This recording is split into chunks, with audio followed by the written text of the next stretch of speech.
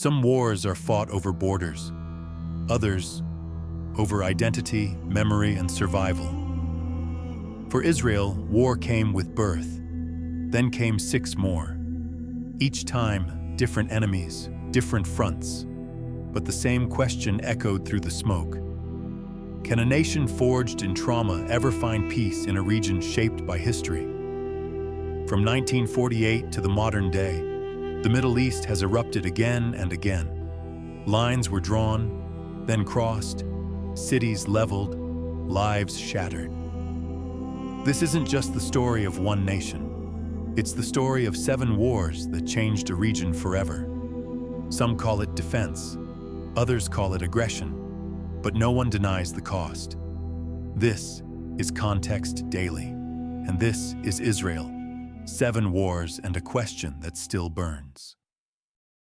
May 14th, 1948. The State of Israel is declared. Within hours, 5 Arab nations invade. What Israel calls its War of Independence, Palestinians remember as the Nakba, the catastrophe. Over 700,000 Palestinians fled or were expelled. Villages were destroyed, borders redrawn. Israel, vastly outnumbered on paper, leveraged experience, motivation, and international support. The Haganah became the IDF. Weapons were smuggled in. A desperate defense became a surprise victory. By 1949, ceasefires were signed.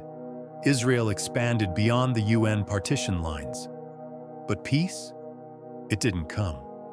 Because for the Arabs, the defeat wasn't just military, it was existential.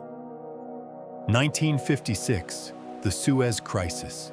Egypt's President Nasser nationalizes the Suez Canal, cutting out British and French control. But this isn't just about shipping routes. It's about regional power. Israel sees an opportunity and a threat.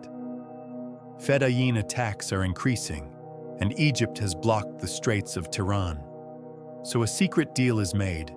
Israel invades Sinai. Britain and France follow, claiming to restore order. But the plan backfires.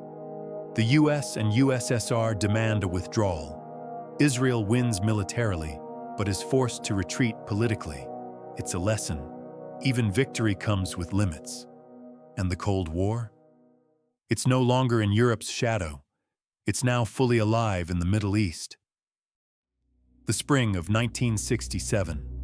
The 6-day war. Tension thickens like smoke over the region. Egypt mobilizes in the Sinai. Syria and Jordan prepare. The UN peacekeepers are ordered out. Then, June 5th, Israel strikes first. In 6 days, Israel shatters the armies of Egypt, Syria, and Jordan. It captures the Sinai Peninsula, the West Bank, East Jerusalem, and the Golan Heights. Stunning, total, decisive. But for Palestinians and neighboring states, it's humiliation. For Israel, it's security and a burden. 3 million Palestinians now live under occupation. UN Resolution 242 is passed. Land for peace. But the land remains. And peace? Elusive. October 6th, 1973, the Yom Kippur War, the holiest day in Judaism. Egypt and Syria launch a coordinated surprise attack. The Israeli front line cracks. For the first time, Israel looks vulnerable. Reservists are rushed in. Losses mount. Panic swells. But after the shock comes the pushback. Israel regains ground. By the end, it's just miles from both Cairo and Damascus. The US airlifts supplies. The USSR resupplies Arab forces. The world watches 2 superpowers inch toward nuclear tension. Again. The cost? Over 20,000 dead. But the result? A crack in the wall. Egypt begins to reconsider its path. Beirut, 1982. The Lebanon War. Israeli tanks roll into Lebanon, the target, the PLO. After years of cross-border attacks, Israel strikes deep. But this isn't like previous wars. It's urban, tangled, bloody, and it drags on. Beirut is besieged. Civilians are caught in the crossfire. The Sabra and Shatila massacres stain international headlines. Israeli-backed militias commit atrocities, while IDF soldiers stand by. Public opinion in Israel fractures. The first anti-war protests swell. The war ends with Israeli withdrawal, but Hezbollah is born. Another enemy, another generation, another endless front.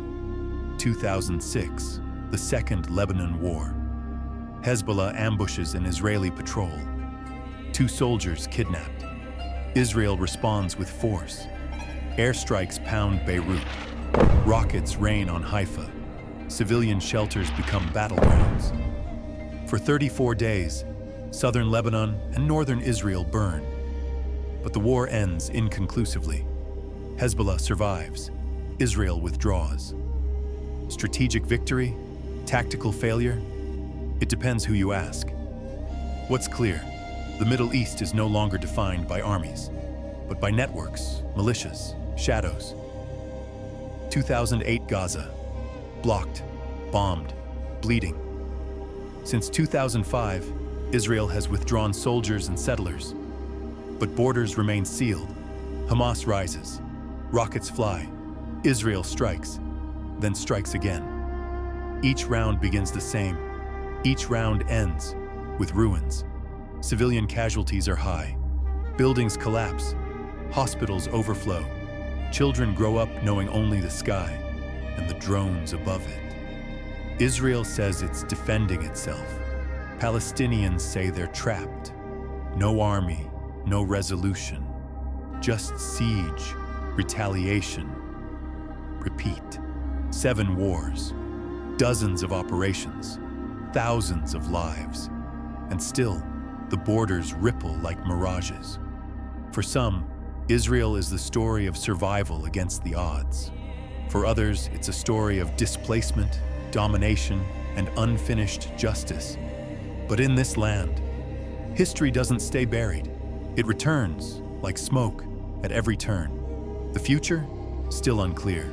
But one truth remains. No line on a map has ever stopped pain or rewritten memory. This is Context Daily, and this was Israel, 7 wars and a question that still burns.